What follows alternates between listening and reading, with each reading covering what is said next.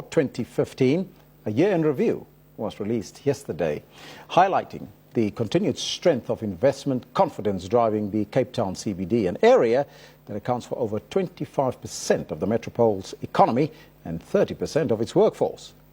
Published for 4 years now by the Cape Town Central City Improvement District, it details more than 8 billion rand of new investments to be made into South Africa's oldest downtown within the next 5 years. Now, for more on this, we're joined by Rob Kane, Chairman of the Cape Town Central City Improvement District. Rob, a very good morning to you and welcome. Good morning, Elvis. Thanks for having us on your program. Great to be here. First and foremost, tell us a little bit more about this particular report and why is it important? Sure. The origins, Elvis, are really with the City Improvement District, which was formed 15 years ago, and really with the aim, it's a public-private partnership, and the aim really was to provide a safe environment, a caring environment, and a clean environment for the city centre inhabitants. So over the last 15 years, we've seen enormous growth in what's happening in the city, in developments, in investments.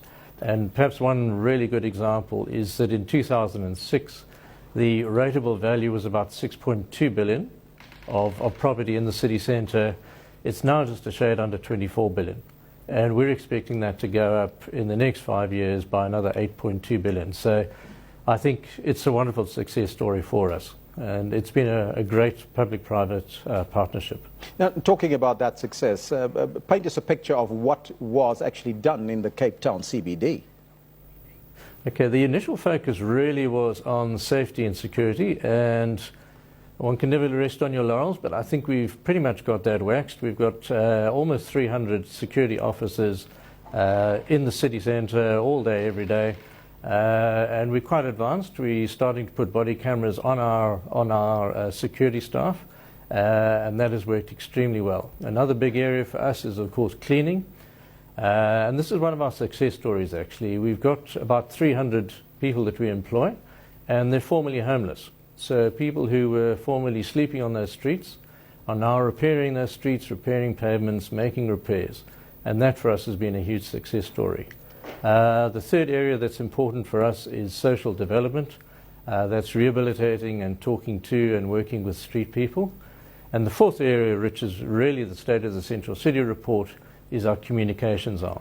And it's really that what we've advanced in the last 4 years. We knew 4 years ago that the city was doing extremely well, but it's quite difficult to communicate this to business. Mm-hmm. So that was the start of the Central City report. And now we can benchmark every year the successes that are happening, the trends, and what we're finding is it's an invaluable business tool for businesses coming in, for retailers, for property developers, investors, and also for residential people. You know, we now house almost 7,000 people in the city centre.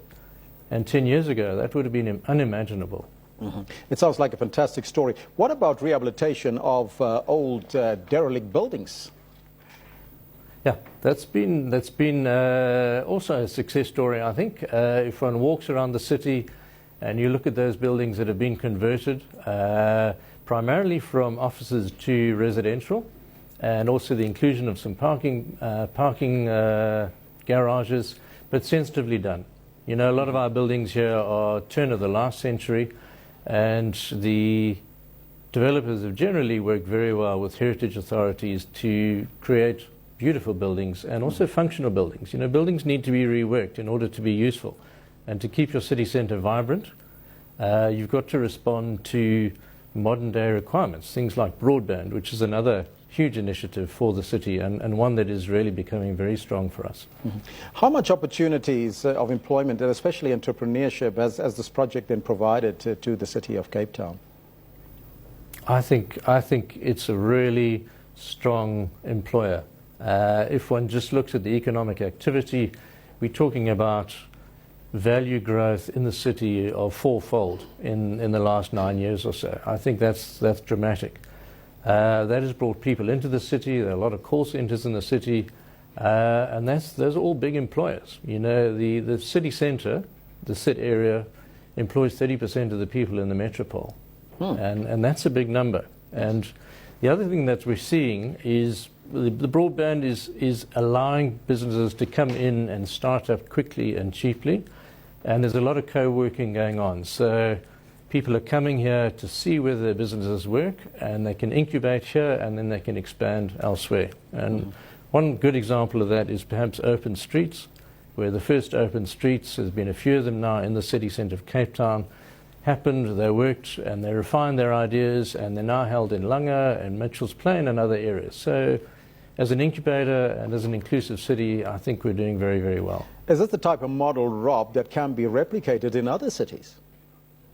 Absolutely. The City Improvement District is the largest CID in terms of revenue and employed staff. But since then, I think we've had another 32 CIDs in and around the Cape area. I know it's something that happens in Johannesburg and Durban as well. But there's really no reason why this can't be replicated. And, you know, we're very open source. We'll help other organizations get going and find out how to do it, and they can learn from our mistakes and our good things and bad things. It's a wonderful model to follow. It really is. Mr. Kane, I'd like to thank you for joining us.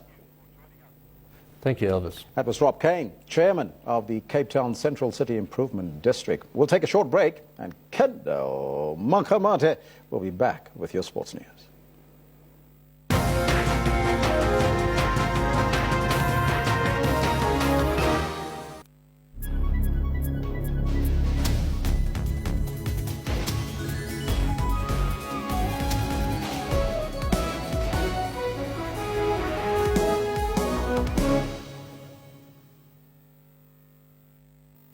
Tonight in an SABC exclusive news expose, we show you how firearm proficiency certificates are fraudulently sold for a few thousand rand. What you did was illegal. Do you at least acknowledge that? What you did is illegal. I say it could be probably illegal. Nigeria is Africa's second largest tomato producer. The chief executive of Enrisco says he started the company with a capital of $75 million US. The problem now is that the market has been created in China. He says that doing business in the country is becoming more difficult every day.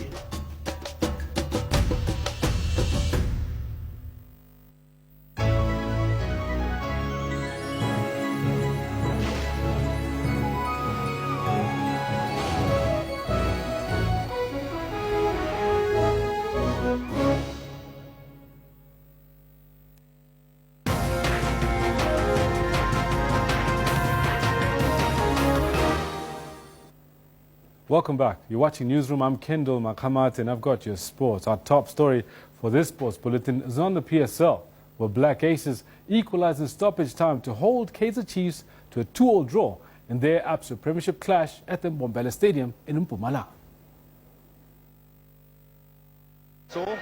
Black Aces should have broken the deadlock in the 18th minute, but Masina missed the target. Amakosi opened the scoring after a misunderstanding, and the goal was credited to Spiwe Shabalala. A few minutes later, Chiefs found themselves at 6s and 7s, but somehow they managed to deny Aces an equalizer. Chiefs came close to finding the back of the net through Bernard Parker, but his effort hit the crossbar with the keeper well beaten. Amazayoni equalized 7 minutes into the second half. Ngoma now. Here is an effort from Jair, and a goal from Jair. And an equaliser. Chiefs reclaimed their lead through Willard Kasande. Reception here from Katsande. He's going to fire a rocket, he's going to score. The visitors looked on course for victory, but Aces equalized again in added time to claim a share of the spoils.